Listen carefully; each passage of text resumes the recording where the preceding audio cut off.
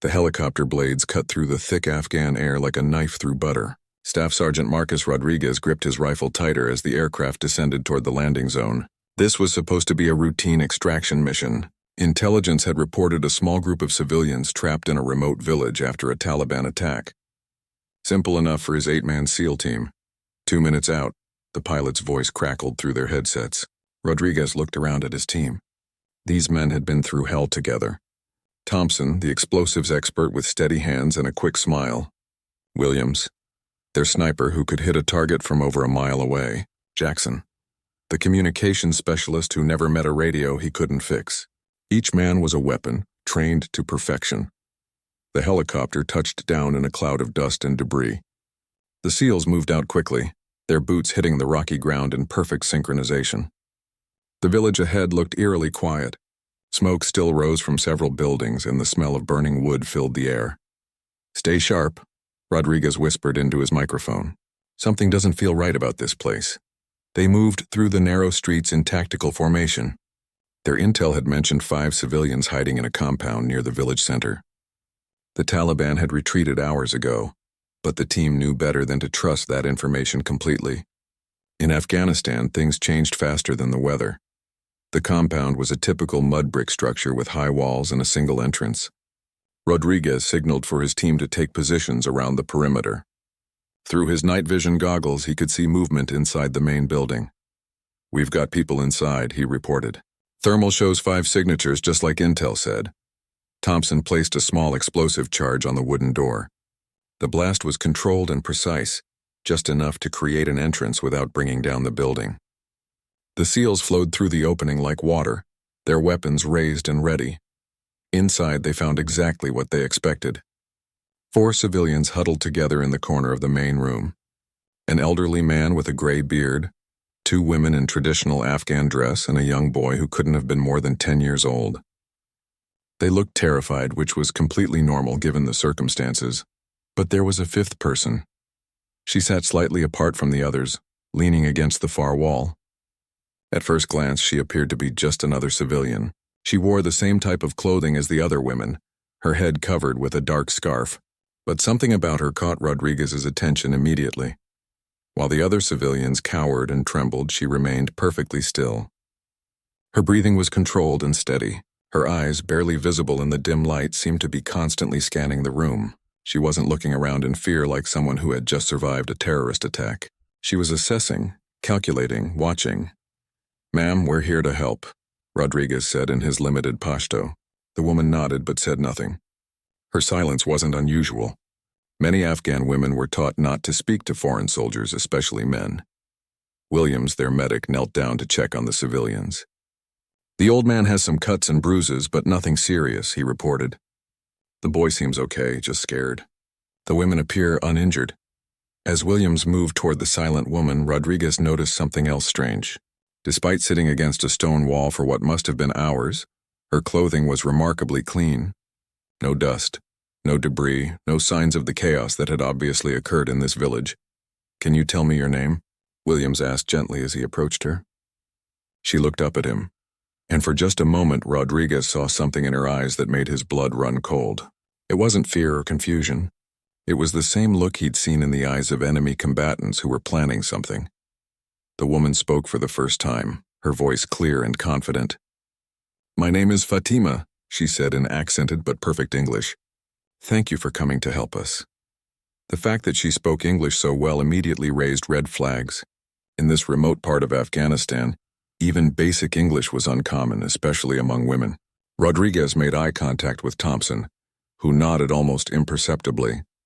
They were both thinking the same thing. Williams continued his medical assessment, checking the woman's pulse and looking for any obvious injuries. "You seem to be in good health," he said. "No cuts, no bruises." "You were lucky." "Yes," she replied simply. "Very lucky." But as Williams reached for his medical bag to get some water for the civilians, he noticed something that made his heart skip a beat. There on the woman's left hand was a small but unmistakable callus on her trigger finger. It was the kind of mark that only came from extensive firearms training. Williams had seen that same callus on the hands of every soldier he'd ever served with, including his own. It was impossible to hide and impossible to fake. This woman, whoever she really was, had spent significant time with weapons. He glanced at Rodriguez, trying to communicate his discovery without alerting the woman. But she was watching his every move with those calculating eyes. Williams had the distinct feeling that she knew exactly what he had noticed. "We need to get you all out of here," Rodriguez announced. There could be more Taliban in the area. The elderly man and the other women began gathering what few possessions they had. The boy stayed close to his mother, still trembling from fear, but the woman called Fatima didn't move. She remained seated against the wall, watching the seals with an intensity that was becoming more unsettling by the minute. "Ma'am, we need to go," Rodriguez said directly to her. She smiled then, and it was not the smile of a grateful civilian being rescued. It was something else entirely. Something that made every instinct Rodriguez had developed over 15 years of combat scream danger. "Of course," she said, rising to her feet with a fluid grace that suggested extensive physical training. "I am ready." As the team prepared to evacuate the compound, Williams caught Rodriguez's arm. In a voice so low it was barely audible, he whispered, "Boss, we've got a problem. That woman isn't who she says she is." Rodriguez looked back at Fatima, who was now helping the elderly man to his feet. To anyone else, she would have appeared to be exactly what she claimed to be, a civilian survivor helping her fellow villagers. But Rodriguez had learned to trust his team's instincts completely. The question now was what to do about it. They were in the middle of hostile territory with 4 genuine civilians who needed protection. But they also had someone in their midst who might be far more dangerous than any Taliban fighter they'd ever faced. The helicopter would be back in 20 minutes. 20 minutes to figure out who this woman really was and what she wanted. 20 minutes that could mean the difference between a successful mission and a disaster that none of them might survive. The team moved through the compound's courtyard toward the extraction point. Rodriguez's mind raced as he tried to process what Williams had discovered. A trigger finger callus wasn't something you got from hunting or casual shooting. It came from thousands of hours of training, the kind that turned shooting from a skill into an instinct. Thompson took point, his eyes scanning the rooftops and alleyways for any signs of movement. Jackson stayed close to the civilians, his radio ready to call for immediate extraction if things went wrong. Williams walked near the back of the group, but Rodriguez noticed he kept glancing at the woman who called herself Fatima. "Eagle 1, this is ground team." Jackson spoke quietly into his radio. "Package secured. 5 civilians ready for extraction." The response came back immediately. "Copy, ground team. Be advised, we're picking up some chatter on Taliban frequencies. They might be moving back toward your location." Rodriguez felt his jaw tighten. The last thing they needed was a firefight with civilians in the middle of it, especially when one of those civilians might not be a civilian at all. As they walked, the elderly man began talking to Fatima in rapid Pashto. Rodriguez knew enough of the language to understand that he was asking her about her family, where she came from, the usual questions people asked when trying to make sense of a traumatic situation. But Fatima's answers were vague and inconsistent. She claimed to be from a village to the north. But when the old man mentioned specific landmarks and people from that area, she either changed the subject or gave responses that didn't quite fit. Williams moved closer to Rodriguez. "Boss, I've been listening to her conversation. Her accent isn't right for this region, and some of the words she's using, they're more common in urban areas, not rural villages." Rodriguez nodded grimly. The evidence was piling up, but they still had no idea what this woman's real agenda was. Was she Taliban, Al-Qaeda, or something else entirely? They reached the extraction point, a flat area about 200 meters from the compound. The helicopter wouldn't arrive for another 15 minutes. Rodriguez decided it was time to take action. "Thompson, Jackson, set up a perimeter," he ordered. "Williams, keep an eye on our guests. I want to have a word with Miss Fatima." Rodriguez approached the woman, who was sitting on a large rock and appearing to comfort the young boy. Her behavior seemed perfectly normal, exactly what you'd expect from someone who had just survived a traumatic experience. "Fatima," Rodriguez said, using her claimed name but watching her reaction carefully. "Can you tell me more about what happened here? How did you escape when the Taliban attacked?" She looked up at him with those calculating eyes. "We hid," she said simply. "We heard the shooting and ran to the compound. The men with guns, they did not find us." "That must have been terrifying," Rodriguez continued. "How long were you hiding?" "Many hours," she replied. since early morning. But Rodriguez had been paying attention to the evidence around the village. The fires were still smoldering, which meant the attack had happened recently, not many hours ago. The blood on the ground was still wet. The whole scene suggested the Taliban had left no more than 2 or 3 hours ago. The others seemed to know each other. Rodriguez observed. The old man, the women, the boy. They're talking like family, but they don't seem to know you very well. For just a moment, something flickered across Fatima's face. It was gone almost instantly, but Rodriguez caught it. Annoyance. The look of someone whose cover story was being questioned. I am not from this village, she said. I was visiting relatives when the attack happened. Rodriguez was about to ask another question when Williams's voice cut through the air. Contact. We've got movement on the ridgeline. Immediately, the SEALs shifted into combat mode. Thompson and Jackson took defensive positions, their weapons trained on the rocky hills surrounding the extraction point. Williams moved the genuine civilians behind a large boulder, shielding them from potential gunfire. But Fatima didn't move like a terrified civilian. Instead of cowering or running for cover, she calmly assessed the situation. Her eyes tracked the same sight lines the SEALs were watching. She positioned herself in a way that provided cover, while maintaining visibility of potential escape routes. Rodriguez saw it all. This woman was thinking like a soldier, not a civilian. How many? Rodriguez called out to Williams, who had his binoculars trained on the ridge. I count at least 6, maybe more. They're trying to stay out of sight, but they're definitely moving in our direction. The radio crackled to life. Ground team, be advised. Local intelligence reports Taliban units operating in your area. We're accelerating extraction timeline. Bird will be there in 8 minutes. 8 minutes. Rodriguez looked at his team, then at the civilians, and finally at Fatima. Whatever her real identity was, they were about to be in a firefight, and he couldn't afford to have an unknown element in the mix. Jackson, call it in. We need immediate air support if we've got incoming hostiles, Rodriguez ordered. But as Jackson raised his radio, something unexpected happened. Fatima stood up and walked directly toward Rodriguez. The other civilians stayed huddled behind the boulder, but she moved with confidence and purpose. Sergeant Rodriguez, she said, and the way she pronounced his name made his blood run cold. She knew his rank and name, information that hadn't been shared with any of the civilians. I think it's time we talked honestly, she continued. Your medic is correct. I am not who I claim to be. Rodriguez's hand moved instinctively toward his sidearm, but Fatima raised her hand slightly, a gesture of non-aggression. I am not your enemy, she said quickly. But the men on that ridge are not Taliban either. They are looking for me specifically, and if they find me, everyone here dies. Williams had heard the conversation and moved closer, his weapon ready, but not directly aimed at the woman. Who are you? He demanded. My name is Dr. Amina Hassan, she said. I am a surgeon, and I have been undercover in this region for the past 3 months, gathering intelligence on a terrorist cell that has been planning attacks against American forces. Rodriguez felt his world shift. You're CIA? Military intelligence, she corrected. And the men on that ridge are part of the cell I've been tracking. They discovered my real identity yesterday and have been hunting me ever since. Thompson's voice cut through their conversation. They're moving fast now. We've got maybe 3 minutes before they're in firing range. Rodriguez's mind raced. If this woman was telling the truth, she was an American asset who needed protection. If she was lying, she was an enemy operative who had just manipulated her way into the middle of his team. Either way, they were about to be in a serious firefight. Prove it, he said tersely. Dr. Hassan reached slowly into her clothing and pulled out a small device.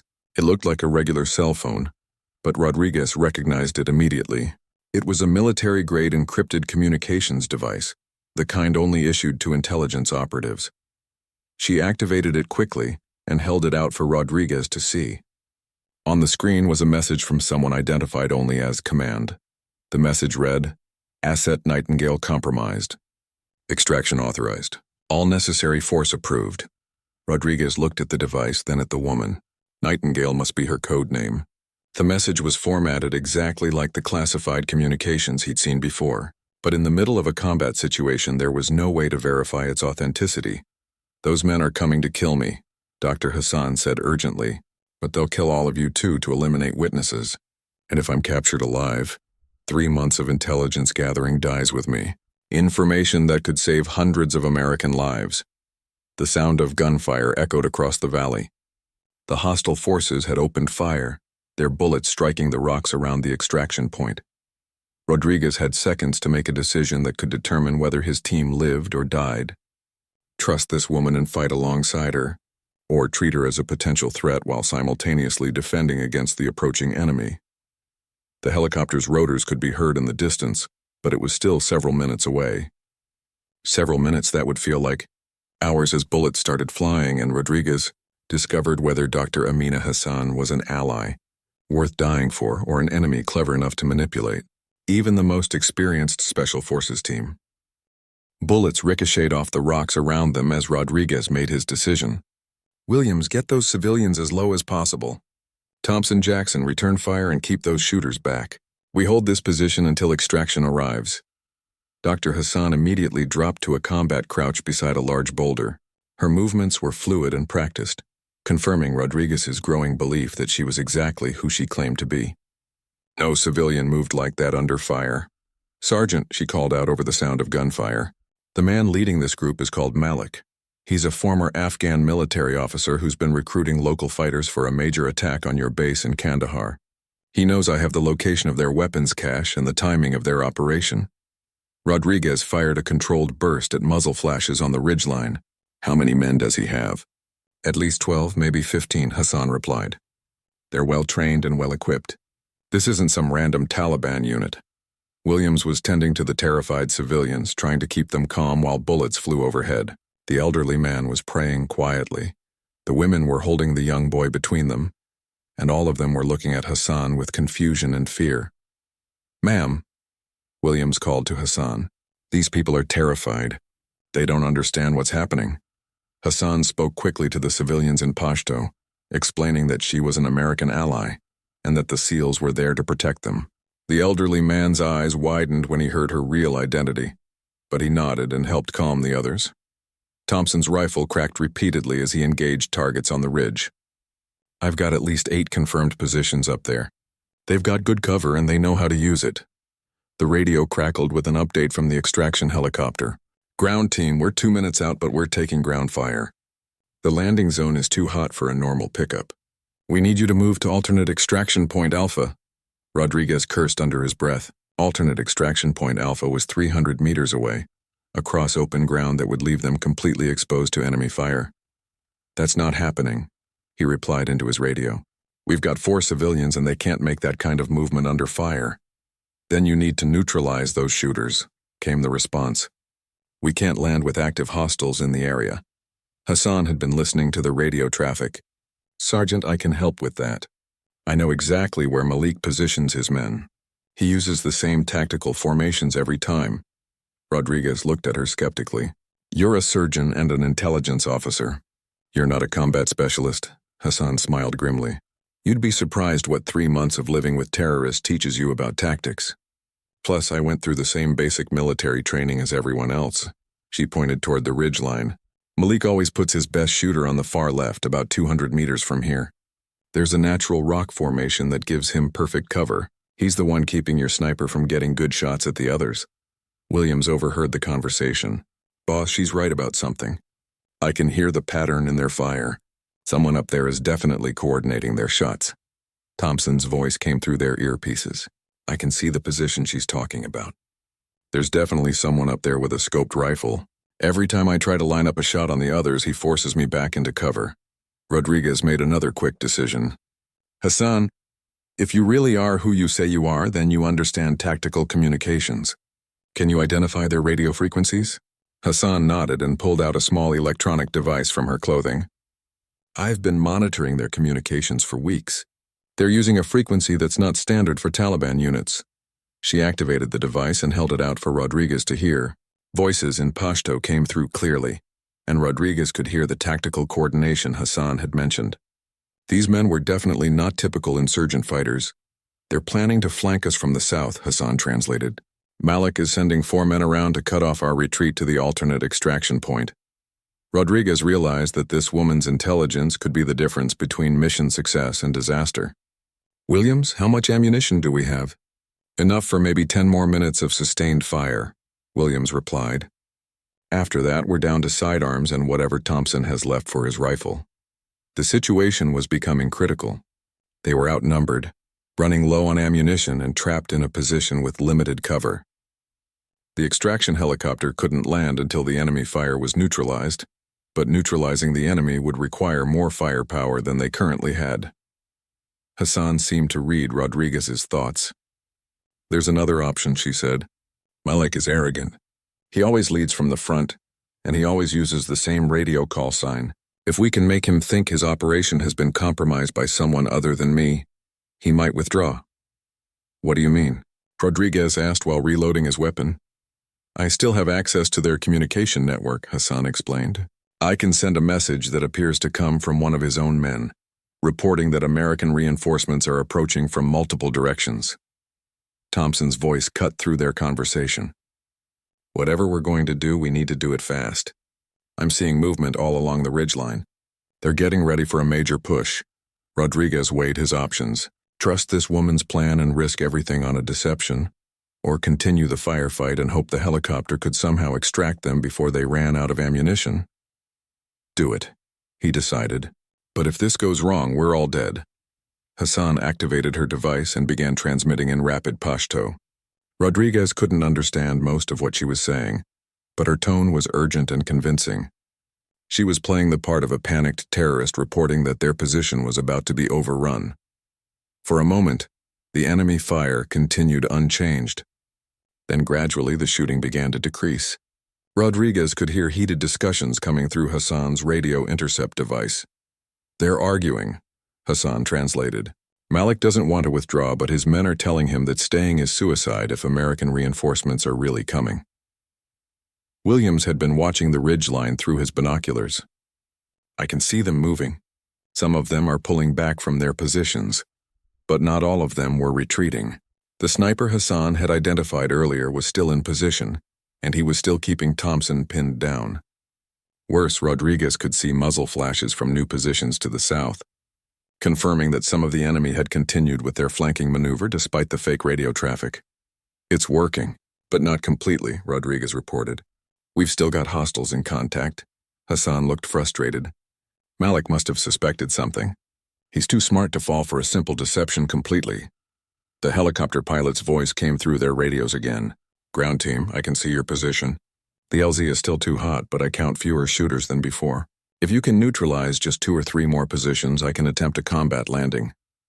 Rodriguez realized they were at a critical moment. Hassan's deception had reduced the threat, but hadn't eliminated it. They needed to take direct action against the remaining hostiles, and they needed to do it with limited ammunition and no backup. Hassan, he said, you said you know how Malik thinks. Where would he position himself if he suspected a trap? Hassan thought for a moment, then pointed to a cluster of rocks about halfway up the ridge. There. It gives him oversight of his entire force and multiple escape routes, but it also makes him vulnerable to anyone who knows exactly where to look. Williams looked at Rodriguez. Boss, are you thinking what I think you're thinking? Rodriguez nodded grimly. One shot. If we can take out their leader, the rest might break and run. Thompson had been listening to the conversation. I can make that shot, but I need someone to keep that sniper busy while I line it up. Hassan surprised them all by standing up slightly and pointing toward the sniper's position. He's there, behind the split rock about 200 meters out. If someone can put sustained fire on that position for about 30 seconds, your sniper will have a clear shot at Malik. Rodriguez looked at this woman who claimed to be a surgeon and intelligence officer, but who was now calmly directing combat operations under fire. Either she was the most capable military intelligence asset he'd ever encountered, or she was an enemy operative so skilled that she could manipulate an entire SEAL team even in the middle of a firefight. In 30 seconds, he would find out which one was true. Rodriguez positioned himself behind a large boulder and prepared to provide covering fire. On my mark, he said into his radio. Jackson, Williams, concentrate all fire on the sniper position. Thompson, you'll have 30 seconds to take the shot on Malik. Hassan crouched beside Rodriguez, her eyes fixed on the ridgeline. Wait, she said suddenly. Something's wrong. I can hear new radio traffic. They're not all pulling back. She held up her intercept device and Rodriguez could hear urgent voices speaking in Pashto. What are they saying? Malik knows it was a deception, Hassan replied, her face grim. He's figured out that I'm here and he's calling in additional forces. We have maybe 5 minutes before this place is surrounded. Rodriguez felt his stomach drop. If enemy reinforcements were coming, the extraction would become impossible. They would be trapped with nowhere to run and limited ammunition. How many reinforcements? He asked. Hassan listened more carefully to the radio chatter. At least 20 men, maybe more. They're coming from the north and east. Malik is planning to encircle us completely. Thompson's voice came through their earpieces. Boss, I've got a clear shot at the sniper position, but if we're about to be surrounded, taking out one guy isn't going to solve our problem. Rodriguez's mind raced through their options. They could attempt to break out now and try to reach the alternate extraction point. But that would mean moving across open ground with 4 terrified civilians. They could stay and fight, but they would eventually be overwhelmed by superior numbers. Or they could try something desperate. Hassan, he said, you've been monitoring their communications for months. Do you know anything about their command structure beyond Malik? Hassan nodded. There's a man called Rashid who coordinates between different cells. He's Malik's superior and all the local groups answer to him. But he's not here. He operates from a compound about 10 kilometers north. Can you contact him directly? Hassan looked surprised. Theoretically, yes. But why would we want to do that? Rodriguez was forming a plan that was either brilliant or suicidal. Because we're going to tell him that Malik has been compromised and is leading his men into a trap. We're going to turn them against each other. Williams overheard the conversation from his position with the civilians. Boss, that's a hell of a gamble. If it doesn't work, we'll have made everything worse. If we don't try something, we're dead anyway, Rodriguez replied. Hassan, can you make it convincing? Hassan thought for a moment, then nodded. Rashid and Malik don't trust each other completely. There's been tension between them for weeks. If I approach this correctly, I might be able to exploit that. She activated her communication device and began transmitting on a different frequency. Rodriguez couldn't understand the words, but he could hear the urgency and authority in her voice. She was speaking as if she were one of Malik's subordinates reporting a crisis. While Hassan worked her deception, the firefight continued.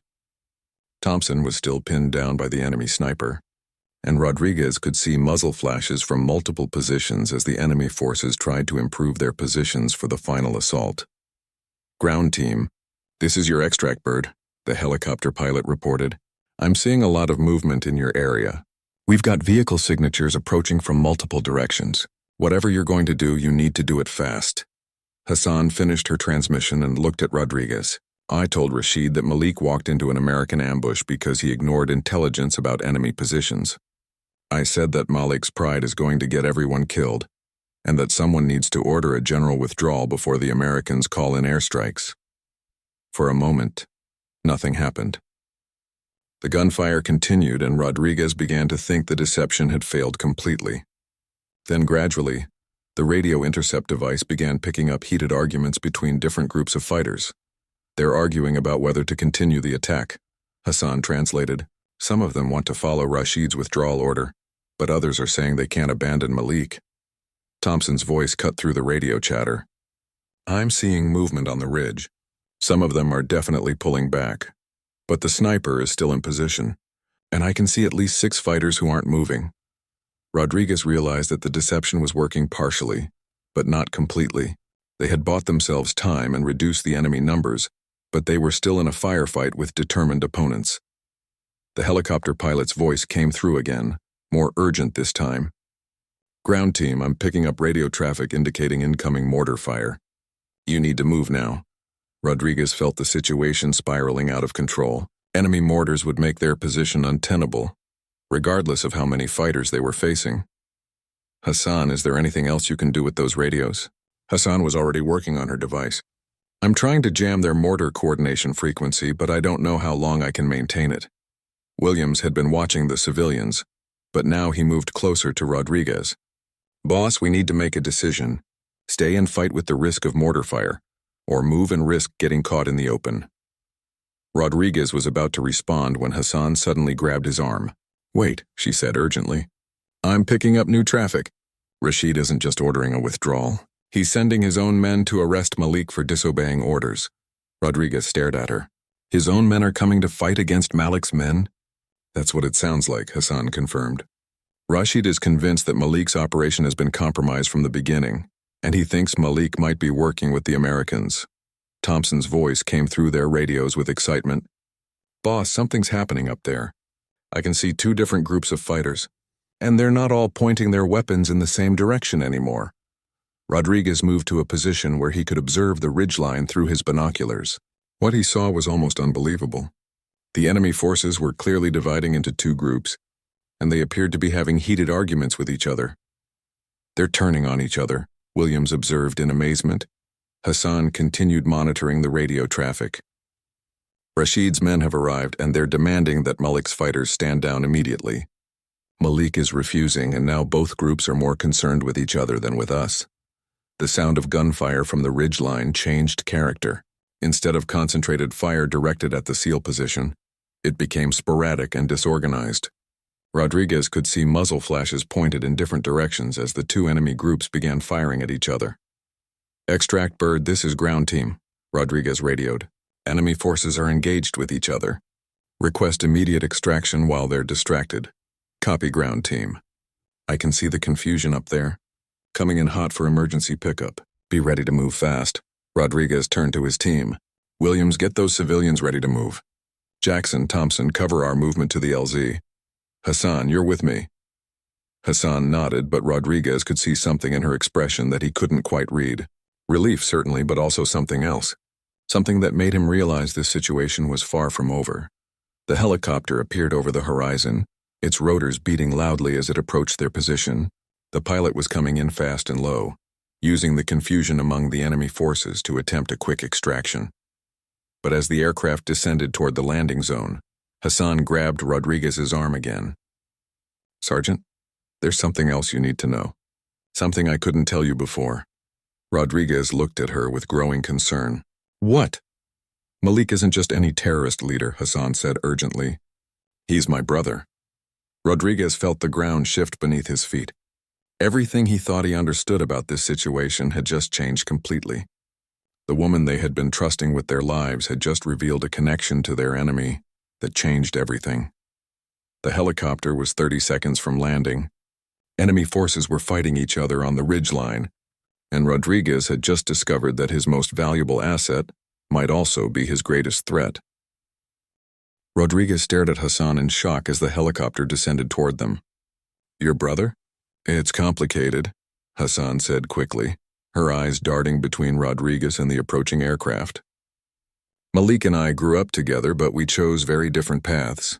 I've been hunting him for 3 months because he's planning something that will kill thousands of innocent people. Rodriguez's hand moved instinctively toward his sidearm.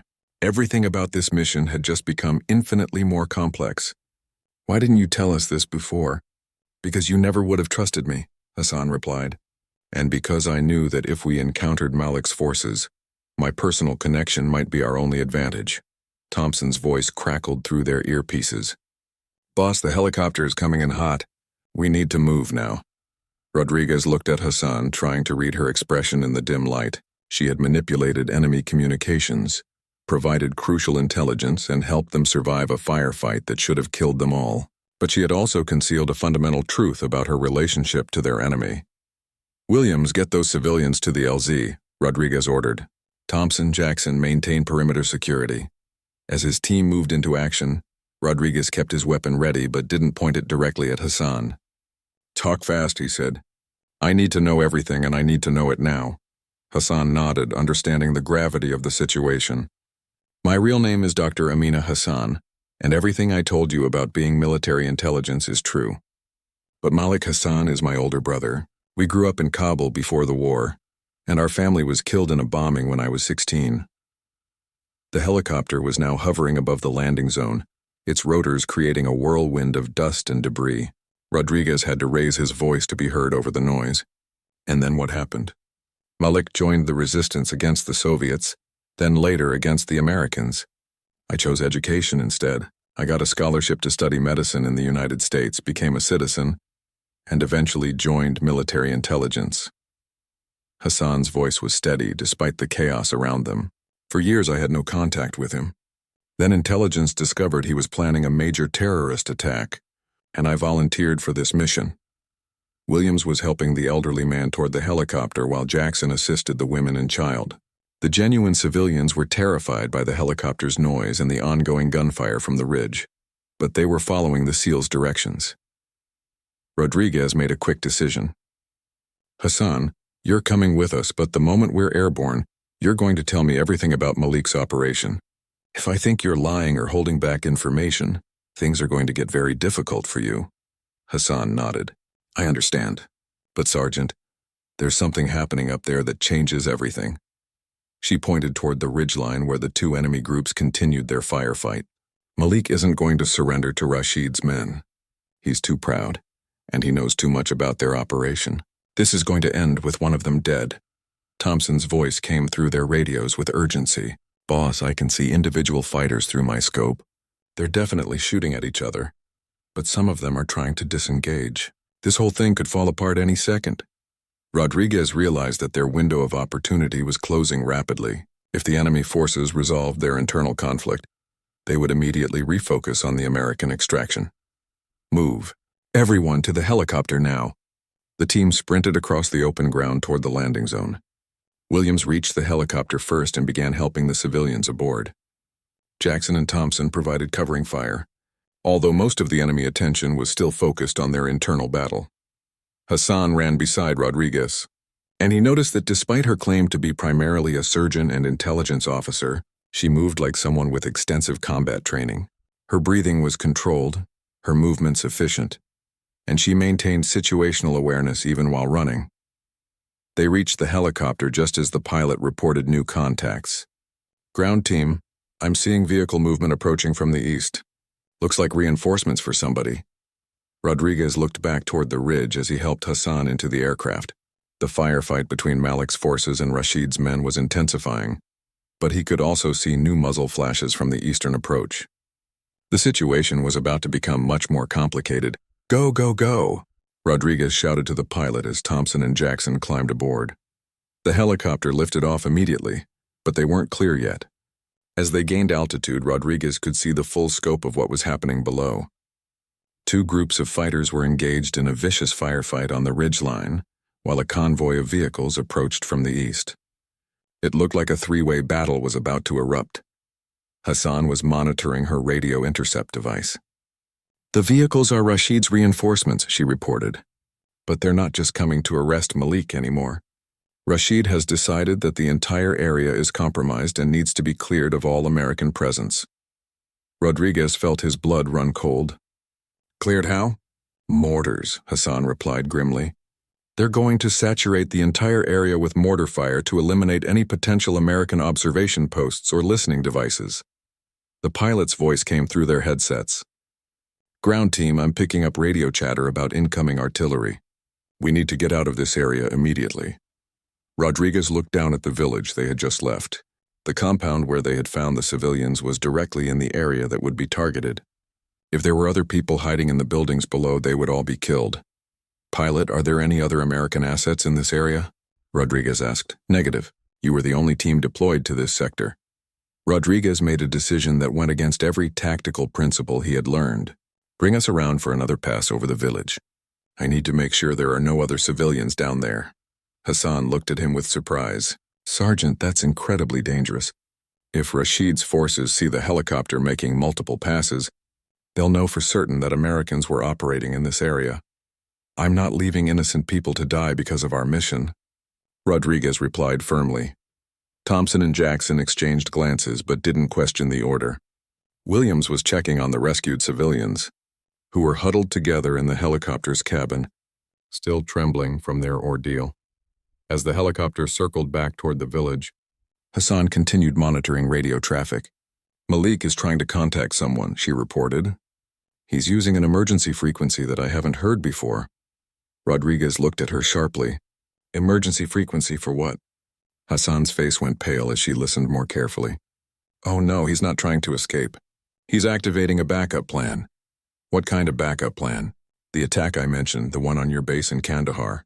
Malik has been planning it for months, but I thought we had more time. He's moving up the timeline. Rodriguez felt everything clicking into place. This entire situation, from the original civilian rescue mission to the firefight with multiple enemy groups, had been orchestrated.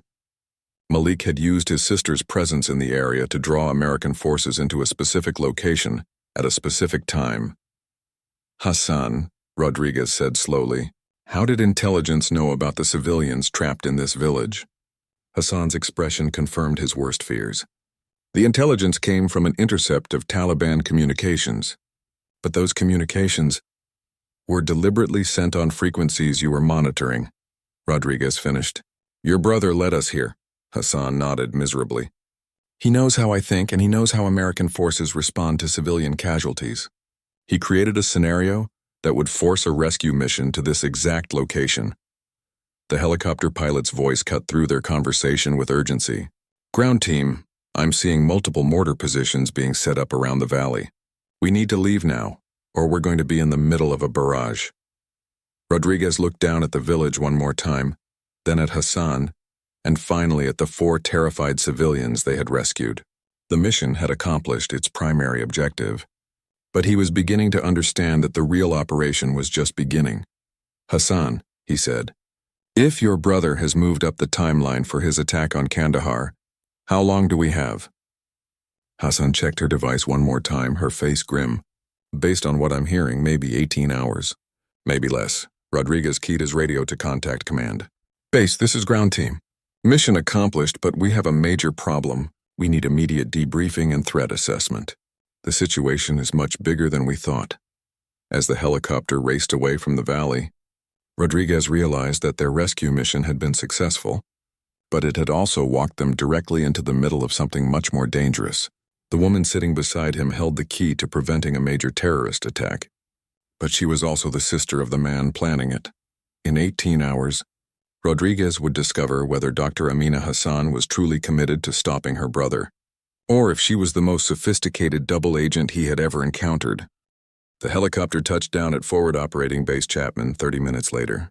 Rodriguez watched as medical personnel immediately took charge of the 4 rescued civilians, leading them away for examination and debriefing.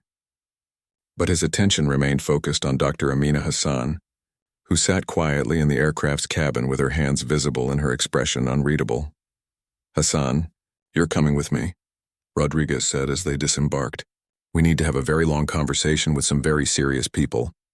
Hassan nodded without resistance. "I understand. But Sergeant, every minute we spend in debriefing is a minute closer to the attack. Malik won't wait for us to sort out our trust issues." Colonel Sarah Mitchell, the base intelligence officer, was waiting for them at the helicopter pad. Rodriguez had worked with Mitchell before and knew her reputation for being thorough and ruthless when it came to extracting information. "Sergeant Rodriguez," Mitchell said, her eyes immediately focusing on Hassan. "I understand we have a complicated situation." "That's putting it mildly, ma'am," Rodriguez replied. "This is Dr. Amina Hassan. She claims to be military intelligence, but she's also the sister of the terrorist leader we encountered. And according to her, there's a major attack planned against this base within the next 18 hours. Mitchell's expression didn't change, but Rodriguez saw her hand move slightly toward her sidearm. "Dr. Hassan, you'll be coming with me for immediate questioning. Sergeant, I need your team debriefed separately." "Ma'am, with respect, I think my team should be involved in this conversation," Rodriguez said. "We've been with Hassan for the past several hours, and Williams made some observations that might be relevant." Mitchell considered this. "Very well. Conference room 3, 10 minutes, but Dr. Hassan will be searched and restrained first." Hassan spoke for the first time since landing. "Colonel, I understand your caution, but restraints will slow down the debriefing process. I'm willing to submit to a search, but I need to be able to access my equipment to show you what Malik is planning." Mitchell studied Hassan carefully. "What equipment?" Hassan gestured toward the communication device she had been using. "I have detailed intelligence on Malik's network, including the location of his weapons cache and the specific targets he's planning to attack. But the information is encrypted and time-sensitive." Rodriguez watched the exchange between the two women. Mitchell was clearly trying to assess whether Hassan was a genuine asset or a sophisticated threat. Hassan, for her part, was maintaining a calm professional demeanor, despite the circumstances. "The search happens first," Mitchell decided. Then we'll see what you have to show us." 15 minutes later, they were seated around a conference table in a secure room. Hassan had been searched thoroughly but was not restrained. Her communication device lay on the table between them, along with several other pieces of equipment that had been found in her clothing. Williams, Thompson, and Jackson sat along one side of the table, while Rodriguez and Mitchell faced Hassan. The atmosphere was tense, with everyone understanding that the next few minutes could determine whether they were dealing with an ally or an enemy. "Dr. Hassan," Mitchell began, "let's start with your credentials. How long have you been working for military intelligence?" Hassan reached slowly for her device. 5 years. I was recruited while finishing my medical residency at Johns Hopkins. My background made me ideal for infiltration operations in Afghanistan. She activated the device and showed them a series of encrypted files. These contained 3 months of intelligence gathering on Malik's network. Names, locations, operational plans, everything. Rodriguez leaned forward. "Earlier you said your brother was planning to attack Kandahar. What specifically is he targeting?" Hassan pulled up a detailed map on her device. "The main gate and the ammunition depot. He has inside information about guard rotations and security protocols. The attack is designed to cause maximum casualties and destroy your forward supply base." Mitchell examined the information on Hassan's device. "This level of detail suggests very good intelligence sources. How did you obtain it?" "By spending 3 months living as one of them," Hassan replied. "Malik doesn't know I'm alive. Our parents told him I was killed in a car accident in America 10 years ago. I've been operating under a completely different identity." Thompson spoke up from across the table. "Ma'am, during the firefight, she knew exactly how their forces were positioned. Her tactical knowledge was accurate every time." Williams nodded in agreement. "She also knew their radio frequencies and communication protocols. That's not something you learn by accident." Mitchell was studying the files on Hassan's device when she suddenly stopped. "Wait. This intelligence includes details about American force disposition and security measures. How would Malik have access to this information?" Hassan's expression darkened. "That's the real problem. Malik has someone inside this base feeding him information, someone with access to classified operational details." Rodriguez felt his stomach drop. "You're saying we have a mole?" "Not just a mole," Hassan corrected. "Someone high enough in the command structure to know patrol schedules, guard rotations, and ammunition storage procedures." Mitchell immediately reached for her secure phone. "This base needs to be locked down immediately. No one enters or leaves until we identify the leak." But Hassan shook her head. "Colonel, if you lock down the base, the mole will know their cover is blown. They'll warn Malik and he'll either accelerate his attack or disappear completely." Rodriguez was beginning to understand the complexity of the situation. "So we need to identify the mole without alerting them, and we need to stop Malik's attack, all while dealing with the fact that our primary source of intelligence is the terrorist leader's sister." "Exactly," Hassan confirmed. "And we have maybe 16 hours to do it all." Mitchell was silent for a moment, weighing their options. "Dr. Hassan, assuming you are who you claim to be, what do you propose?" Hassan leaned forward. "Malik is expecting his inside source to provide final confirmation of the base's defensive posture before the attack. If we can control that information flow, we can set a trap." "What kind of trap?" Rodriguez asked. "We give the mole false information about a weakness in the base defenses, something that would make Malik change his attack plan in a way that actually makes him vulnerable." Williams had been listening carefully. "That's assuming the mole doesn't realize they're being fed false information." Hassan nodded. "Which is why we need to be very careful about how we do this. The information has to be believable and consistent with what the mole would normally have access to." Mitchell was taking notes rapidly. "This plan requires us to trust you completely. How do we know you're not setting us up for an even bigger disaster?" Hassan was quiet for a moment, then spoke with evident emotion. "Colonel, Malik wasn't always a terrorist. He was my big brother who taught me how to ride a bicycle and helped me with my homework. But the war changed him into something I don't recognize." She paused, gathering herself. 3 months ago, I volunteered for this mission because I thought I could save him. Bring him back to our side, maybe even convince him to surrender. But after living with his people and seeing what he's become, I know that's impossible." Rodriguez watched Hassan's face as she spoke. The pain in her voice seemed genuine, but he had learned not to trust appearances completely. "So what changed your mind?" he asked. Hassan looked directly at him. 2 weeks ago, Malik showed me a video. It was footage of the orphanage where I grew up after our parents died. He's planning to bomb it as part of his campaign against Western influence. 60 children live there now. Mitchell stopped writing. He's planning to kill children? Not just kill them, Hassan said, her voice barely above a whisper. He's going to use them as human shields during his attack on this base. He wants the Americans to be forced to choose between defending themselves and avoiding civilian casualties. Rodriguez felt rage building in his chest. Using children as human shields was beyond any acceptable rules of warfare, even for terrorists. That's when I knew I had to stop him, Hassan continued. No matter what it cost me personally, no matter what it cost our relationship as siblings, Mitchell and Rodriguez exchanged glances. If Hassan was telling the truth, they were facing a terrorist who was willing to massacre children to achieve his goals. If she was lying, they were being manipulated by someone skilled enough to fake genuine emotion while surrounded by experienced interrogators. Dr. Hassan, Mitchell said finally, I'm going to give you a chance to prove yourself. But understand that you'll be under constant surveillance, and any indication that you're not being completely honest will result in immediate detention. Hassan nodded. I understand. What do you need me to do? Rodriguez leaned back in his chair. They were about to embark on an operation that required them to trust someone whose loyalties were impossible to verify completely.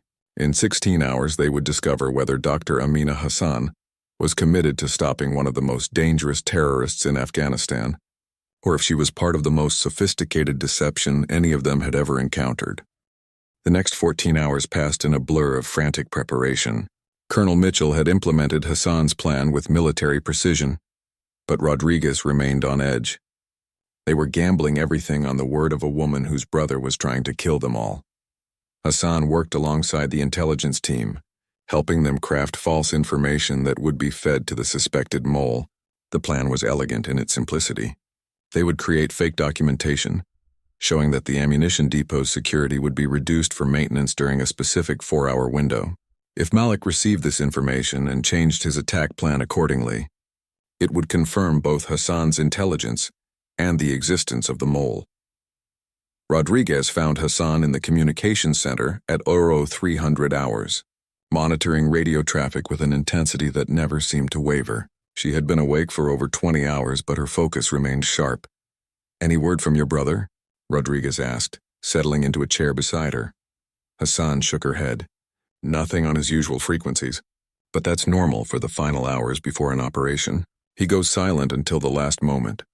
Rodriguez studied her profile in the dim light of the radio equipment. Hassan, can I ask you something personal? She looked at him with curiosity. Of course. When you were growing up with Malik before the war, what was he like? Hassan was quiet for a moment, her fingers absently adjusting the radio dials. He was everything a big brother should be. Protective, funny, incredibly smart. He wanted to be a teacher before the Soviets came. What changed him? The same thing that changed everything in Afghanistan. Hassan replied sadly. War. Our parents were killed in a Soviet bombing raid when I was 16 and Malik was 20. After that, he believed that violence was the only way to protect what remained of our family and our country. Rodriguez nodded, understanding how war could twist good people into something unrecognizable. And you chose a different path. I chose to heal instead of hurt, Hassan confirmed. But sometimes I wonder if I was just running away from the hard choices that Malik was willing to make. Before Rodriguez could respond, Hassan's radio crackled to life with urgent chatter in Pashto. She immediately began translating. They're moving, she said, her voice tense. Malik is giving final orders to his team leaders. The attack is happening in 2 hours. Rodriguez reached for his radio to alert the command center, but Hassan grabbed his arm. Wait, listen to this. The radio traffic continued, and Hassan's expression grew increasingly concerned as she translated. Malik isn't just attacking the base. He's split his forces. Part of his team is heading for the orphanage I mentioned. Rodriguez felt his blood run cold. He's really going to use those children as human shields? Worse, Hassan said, her voice barely audible. He's going to kill them regardless of what happens here. He wants to send a message about the consequences of cooperating with American forces. Rodriguez was already moving toward the door. We need to alert Colonel Mitchell immediately. We'll have to split our defensive forces. But Hassan stood up quickly, blocking his path. Sergeant, there's something else.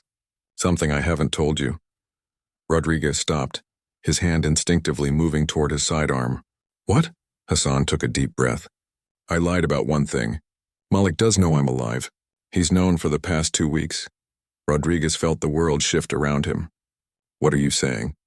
He found out about my identity and he contacted me. He offered me a choice. Help him with his attack on the base or watch him kill every child in that orphanage. Rodriguez drew his sidearm and pointed it directly at Hassan. So you've been working for him this entire time? No, Hassan said urgently, raising her hands but not backing away. I've been working against him. Everything I've told you about his plans is true. But he thinks I'm going to help him, because I led him to believe I would. Rodriguez kept his weapon trained on her. Prove it. Hassan slowly reached for her communication device. Malik is expecting me to send him a signal when the base's defenses are weakened according to our false intelligence. If I don't send that signal, he'll know something is wrong and he'll kill those children immediately. And if you do send the signal, then he'll proceed with the attack as we've planned, walking directly into our trap. But it means I'll have to choose between saving those children and maintaining my cover. Rodriguez realized the impossible position Hassan was in. She had been playing a double game against her own brother, risking everything to stop his attack while trying to save innocent lives. Hassan, why didn't you tell us this before? Because I knew you wouldn't. Trust me if you thought I was in direct communication with Malik. And because I wasn't sure I could go through with betraying him until I saw what he had become. Rodriguez lowered his weapon but didn't holster it. What's your plan?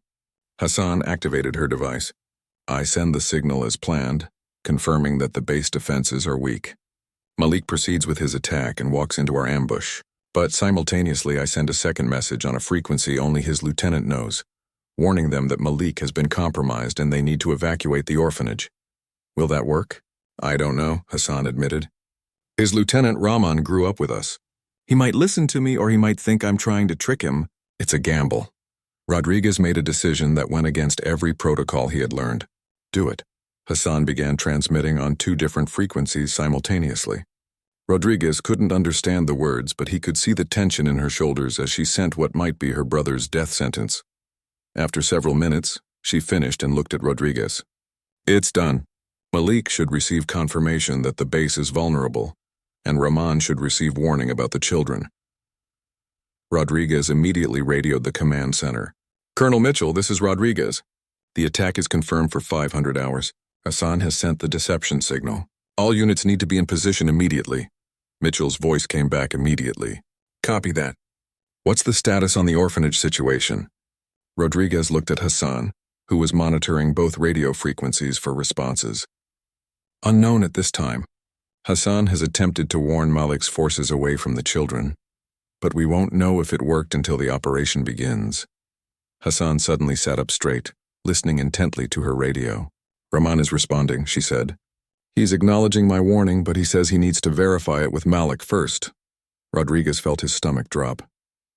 If Rahman contacts Malik about your warning, Malik will know you've betrayed him. Hassan nodded grimly. Which means I have maybe 30 minutes before Malik realizes the entire operation has been compromised. The radio crackled again, and Hassan translated rapidly. Malik is responding to Rahman. He's telling Rahman that I can't be trusted, that I'm working with the Americans. Rodriguez watched Hassan's face as she listened to her brother's voice condemning her as a traitor. The pain in her expression was unmistakable, but so was her determination. What's Malik ordering Rahman to do? Rodriguez asked. Hassan's voice was steady despite the circumstances. He's ordering Rahman to proceed with the original plan. Kill the children, then attack the base. Malik says I've chosen my side, and now I have to live with the consequences.